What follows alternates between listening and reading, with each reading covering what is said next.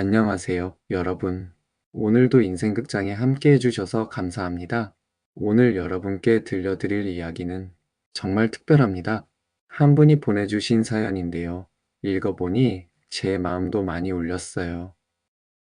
돌아가신 어머니의 유품을 정리하다가 발견한 일기장. 그 안에서 평생 몰랐던 비밀을 알게 되신 분의 이야기입니다. 혹시 여러분도 부모님에 대해 모르는 이야기가 있을까요? 그분들도 한때는 우리처럼 젊었고 사랑했고 아파했을 텐데요. 그럼 지금부터 박현숙 님이 보내주신 사연을 들어보겠습니다. 저는 올해 58살 얼마 전 교직에서 은퇴한 박현숙이라고 합니다. 평생 이런 사연을 써본 적이 없는데 정말 어디서부터 시작해야 할지 모르겠어요. 지난 한 달 동안 제 삶이 완전히 뒤바뀌었거든요. 30년 넘게 중학교에서 국어를 가르치며 살아왔습니다. 평범하고 조용한 삶이었어요. 큰 사건, 사고 없이 그저 성실하게 살아온 인생이라고 생각했는데, 지난달 86세의 나이로 돌아가신 어머니의 장례를 치르고 나서 홀로 남은 집을 정리해야 했습니다. 어머니는 평생 정말 꼼꼼하신 분이셨어요. 모든 물건을 제자리에 두시고 필요 없는 건 미리미리 버리시고 그런 분이셨는데 이상하게 한 구석만은 손을 대지 않으셨더라고요. 바로 침실 한쪽 구석에 있는 오래된 서랍이었습니다. 어릴 때부터 그 서랍만은 절대 열어보지 말라고 하셨거든요. 엄마만의 비밀이 있다고 하시면서요.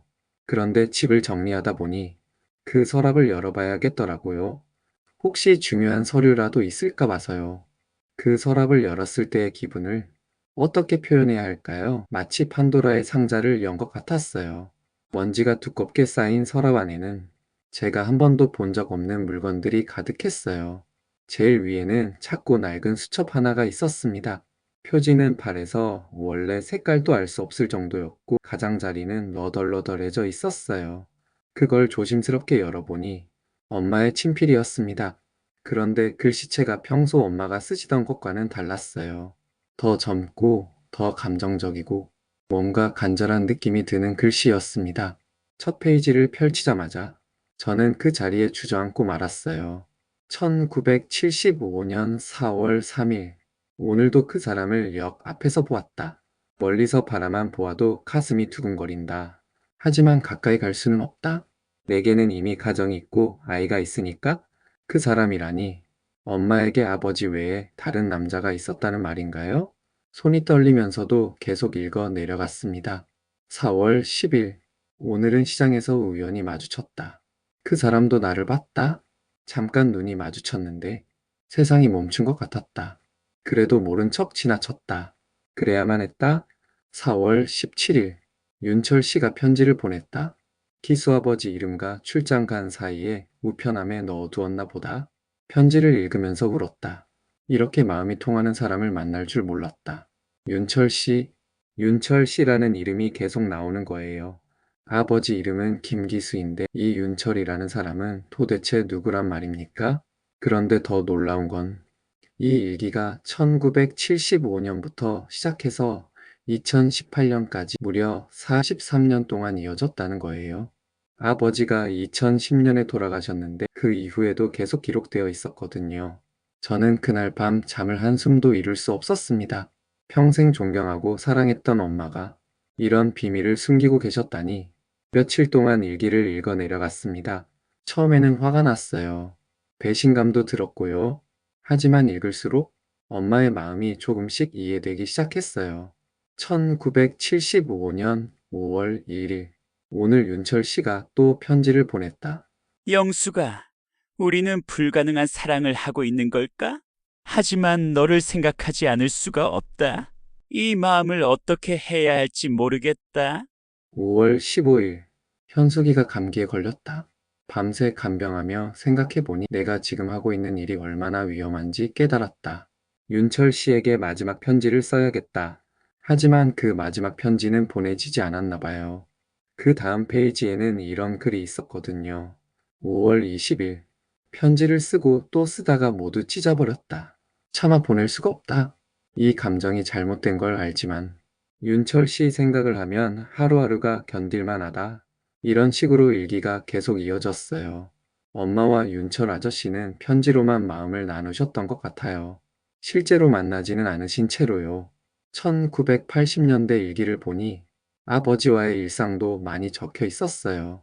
1983년 3월 2일, 기수가 현숙이 학예회 때문에 회사에 조퇴 신청을 냈다고 한다. 좋은 아버지다. 나는 이런 남편을 두고도 다른 사람을 그리워하는 나쁜 여자인가? 3월 10일, 윤철 씨로부터 편지가 왔다. 영수가 내가 좋은 아내이자 어머니라는 걸 안다. 그래서 더욱 미안하다. 하지만 내 마음만은 어쩔 수 없구나. 편지를 읽고 또 울었다. 이 일기를 읽으면서 엄마가 얼마나 괴로우셨을지 조금씩 이해가 됐어요.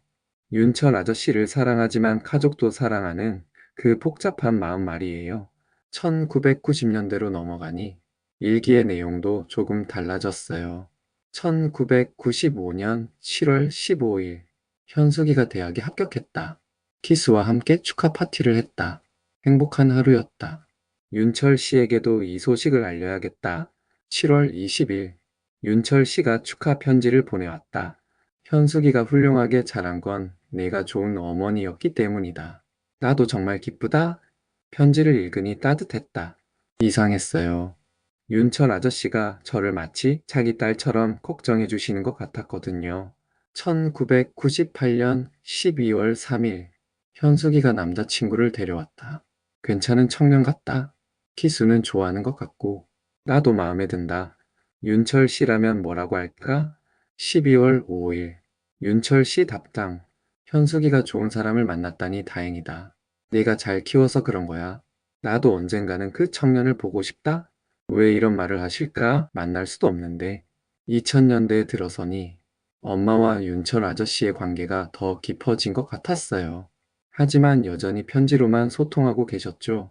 2005년 4월 1일, 오늘로 윤철 씨와 편지를 주고받은 지 30년이 되었다. 우리는 정말 이상한 관계다. 사랑하지만 만나지 않고 그리워하지만 가까이 가지 않는다. 4월 3일, 윤철 씨 편지. 30년이라는 시간이 길다고 생각했는데 내 편지를 기다리는 마음으로는 하루하루가 짧았다. 고맙다, 영수가. 내 인생에 의미를 주어서. 그런데 2010년에 아버지가 돌아가시고 나서는 일기의 내용이 또 달라졌어요. 2010년 8월 15일, 기수가 떠났다. 마지막까지 나에게 고맙다고 사랑한다고 했다. 미안했다. 평생 다른 사람을 마음에 품고 살았으면서 이렇게 좋은 남편을 제대로 사랑하지 못했던 게 8월 20일, 윤철 씨가 위로 편지를 보냈다. 기수 형은 좋은 사람이었어. 내가 그분을 사랑했다는 걸 안다. 나도 그분을 존경했다. 왜 이런 말을 하실까? 만난 적도 없는데 마음이 더 복잡해졌어요. 2011년 1월 1일, 새해가 밝았다. 키스 없이 맞는 첫 새해다? 윤철 씨가 새해 인사 편지를 보냈다. 이제 우리가 만나도 되는 건 아닐까? 라고 적혀 있었다. 하지만 아직은 안 될 것 같다. 1월 15일, 현숙이가 걱정된다. 요즘 자주 안부를 묻는다. 혼자 사는 게 외로우냐고? 외롭긴 하다. 하지만 윤철 씨가 있어서 견딜만 하다. 2012년 3월 10일, 윤철 씨가 또 만나자고 했다. 37년 동안 편지로만 마음을 나눴는데 이제는 얼굴을 보고 이야기해도 되지 않을까? 마음은 있지만 무서워서 못하겠다. 3월 15일, 윤철 씨 답장을 보냈다. 아직은 시간이 필요하다고. 그분이 서운해하실까봐 걱정이다. 엄마는 아버지가 돌아가신 후에도 윤철 아저씨를 만나는 걸 꺼리셨나 봐요. 뭔가 죄책감 같은 게 있으셨던 것 같아요. 2015년 10월 1일, 윤철 씨가 편지의 사진을 동봉했다. 80세가 된 모습이라고. 여전히 잘생겼다. 나도 사진을 보내드려야 하나? 너무 늙었는데. 10월 5일, 용기를 내서 사진을 보냈다. 윤철 씨 답장. 여전히 아름답다. 40년 전 그 모습 그대로다. 거짓말쟁이. 하지만 기분이 좋다. 이런 식으로 두 분은 80대가 되어서도 편지를 주고받으셨어요. 정말 순수한 사랑이었던 것 같아요. 엄마의 건강이 나빠지신 게 일기에서도 느껴졌어요. 2018년 6월 1일, 요즘 몸이 많이 아프다. 병원에서는 큰 문제 없다고 하지만 뭔가 느낌이 좋지 않다. 윤철 씨에게 마지막 편지를 써야 할까? 6월 10일. 현숙이가 자주 안부를 묻는다. 걱정을 끼치고 싶지 않아서 괜찮다고 하지만 정말 힘들다. 윤철 씨만 생각하면 조금 나아지는 것 같다. 슬픔을 담아 6월 20일. 윤철 씨에게 편지를 썼다. 하지만 보내지는 못했다. 너무 슬픈 이야기라서 그분이 걱정하실까봐. 7월 1일. 오늘 윤철 씨 편지가 왔다. 요즘 편지가 없어서 걱정된다. 건강은 괜찮은가? 마음이 따뜻했다. 답장을 써야겠다. 그리고 마지막 일기였어요. 2018년 7월 15일. 윤철 씨에게 마지막 편지를 쓴다. 40년 넘게 내 마음의 친구가 되어 주어서 고맙다. 만나지도 못했지만 가장 소중한 사람이었다. 이 편지는 현숙이에게 전해달라고 부탁할 예정이다. 내가 어떤 사람이었는지 이해해달라고. 그 마지막 편지가 어디 있는지 찾아봤는데 없었어요. 혹시 정말로 윤철 아저씨에게 보내셨을까요? 아니면 그냥 써놓기만 하셨을까요? 그런데 며칠 뒤 정말 상상도 못했던 일이 일어났습니다. 일기를 다 읽고 며칠이 지났을 때였어요. 집 앞에서 초인종이 울렸습니다. 나가보니 회색 모자를 깊숙이 눌러 쓴 할아버지 한 분이 서 계셨어요. 칠순이 훨씬 넘어 보이시는데 뭔가 품이 있는 느낌이 드는 분이었습니다. 그분이 조심스럽게 말을 거셨어요. 혹시 영숙 씨 따님이 맞으신가요? 그 순간 저는 심장이 멎는 줄 알았어요. 엄마의 이름을 정확히 아시는 이 낯선 분은 설마 어떤 일로 저희 어머니를 찾으시는 건가요? 저는 윤철이라고 합니다. 어머님과는 오래전부터 알고 지냈습니다. 그 말을 듣는 순간 다리에 힘이 빠져서 대문 틀을 붙잡고 서야 했어요. 정말로, 정말로 일기 속 그 윤철 아저씨가 제 앞에 나타난 거예요. 처음에는 화가 났어요. 도대체 어떤 사이셨기에? 왜 이제 와서 엄마를 찾으시는 거예요? 아버지가 살아계실 때는 어디 계셨습니까? 그러자 그분 눈에 눈물이 맺혔어요. 따님, 저는 평생을 그림자처럼 살았습니다. 어머님을 사랑했지만 가까이 갈 수 없는 사람이었거든요. 그게 무슨 말씀이세요? 어머님과 저는 어릴 때부터 같은 동네에서 자랐습니다. 첫사랑이었죠. 하지만 집안 사정으로 결혼할 수 없었어요. 그래서 어머님은 좋은 분과 결혼을 하셨고, 저는 평생 독신으로 살았습니다. 평생 독신으로 살아오셨다고요? 엄마 때문에? 다른 사람을 사랑할 수가 없었어요. 마음이 이미 어머님께 가 있었으니까요. 그때까지도 저는 받아들이기 힘들었어요. 그래서 집 안으로 들이지 않았습니다. 하지만 며칠 뒤 그분이 다시 찾아오셨어요. 그때는 낡은 편지 봉투를 가지고 계셨습니다. 어머님이 돌아가시기 얼마 전에 제게 주신 편지입니다. 본인이 아니라 따님께 전해달라고 하셨어요. 떨리는 손으로 편지를 열어봤습니다. 감정을 담아 천천히 내 딸 현숙이에게 엄마가 너에게는 늘 미안하구나. 평생 숨겨온 이야기가 하나 있단다. 아버지와는 다른 의미로 엄마 마음 한 구석을 채워준 사람이 있었다. 첫사랑이었지만 이루어질 수 없는 사랑이었단다. 하지만 그 사람이 있었기에 엄마는 힘들 때마다 버틸 수 있었고 너를 잘 키울 수 있었다. 그건 배신이 아니라 또 다른 형태의 사랑이었다고 생각한다. 윤철 씨는 40년 넘게 엄마의 마음의 친구였다. 만나지도 못했지만 가장 소중한 사람이었단다. 부디 엄마를 이해해다오. 그리고 그분도 용서해다오. 그 편지를 다 읽고 나서 저는 참았던 눈물을 터뜨리고 말았어요. 그 후 윤철 아저씨와 긴 시간 대화를 나눴습니다. 그분은 정말로 40년 넘게 엄마를 사랑해 오셨지만 한 번도 만나지 않으셨다고 해요. 편지로만 마음을 나누셨다고요? 이제는 이해해요. 엄마에게는 아버지와의 현실적인 사랑이 있었고 윤철 아저씨와는 마음의 사랑이 있었던 거죠. 그 두 사랑 모두 진실했고 아름다웠던 것 같아요. 지금은 윤철 아저씨와 가족처럼 지내고 있어요. 그분은 더 이상 낯선 사람이 아니라 엄마의 또 다른 한 조각을 간직한 소중한 분이니까요. 사랑이란 정말 다양한 형태가 있는 것 같아요.